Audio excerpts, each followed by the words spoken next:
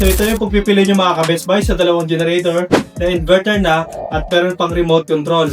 So mga ka-Best Buy, kaliwat kanan na naman yung pagbabrownout sa buong Pilipinas, di ba?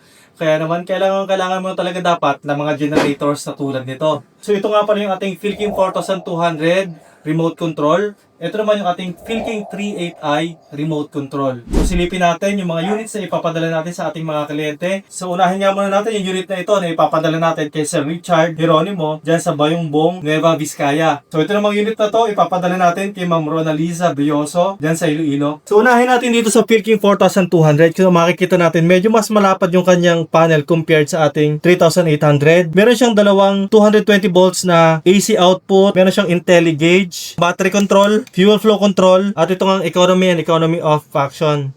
So dito naman sa kabila, ang ating Philking 38i, meron din siyang push button. Isa lang yung kanyang 220 volt AC output, parallel connection. Ito yung pinaka fuel switch niya at the same time, ignition switch siya na rin to. May digital display na rin siya. Kailangan natin siyang pinutin yung mga mode para lumipat siya sa volt, frequency, and time. So when it comes to power output naman mga ka-Best Buys, itong Philking 38i may maximum power na 3,800 watts at rated na 3,500 watts. Ito namang Philking 4,200 natin, meron siyang 4,200 watts na maximum power at rated na 3,800 watts. At sa actual naman na load testing, ito na-test na natin ito sa tatlong 1 horsepower na aircon, kayang-kaya niya. So ito hindi pa natin natitest pero most likely dalawang 1 to 1.5 horsepower na aircon ay kaya na rin ito. Sa timbang naman mga ka-Best Buys, yung ating Philking 38i ay approximately 25 to 30 kilos.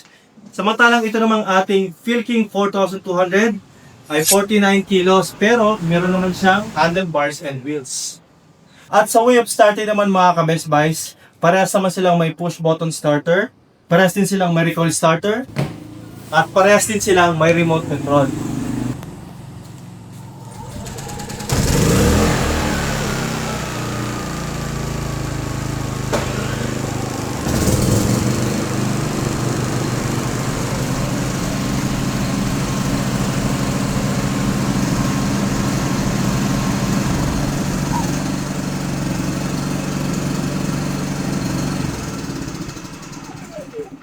Yan, so nahuli lang yung ating Philking 42 kasi hindi natin napindot ng masyado. Ito kasi sa 42, dalawa yung button niya. Dito naman sa ating Philking 38, isa lang.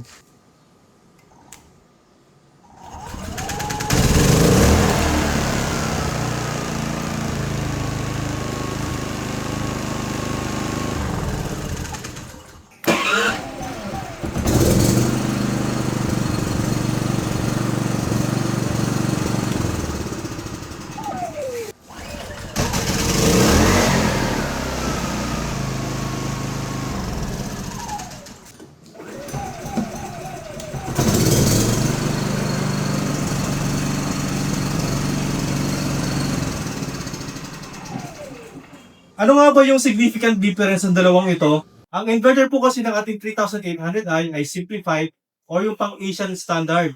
Ito namang ating Philking 4200, ang inverter nito is pang Western or US standard. Mas marami yung qualifications, safety features, and iba pang mga requirements para makapasok lang sa Western market. Samantala yung ating mga simplified ay hindi masyadong kailangan ng maraming qualifications. Mas mura din mai-release yung presyo ng inverter nito. Ang running time naman ng dalawang generators na to, in 50% na load, kaya tumakbo nito hanggang 8 hours. Ito naman ating Philking 4200, kaya nitong tumakbo hanggang 12 hours in 50% na load. Kayo mga ka-Best Buys, kung kayong papipiliin, saan ang gusto niyo? Philking 3800i or Philking 4200i? When it comes to quality, lamang yung ating Philking 42. When it comes to portability, lamang yung ating Philking 38i. So when it comes to warranty naman mga ka-Best Buys, 100 hours or 1 year, whichever comes first. Replacement for parts para sa ating mga inverter generators. Let me know your insights mga ka-Best Buys at i-comment nyo yan sa comment section below.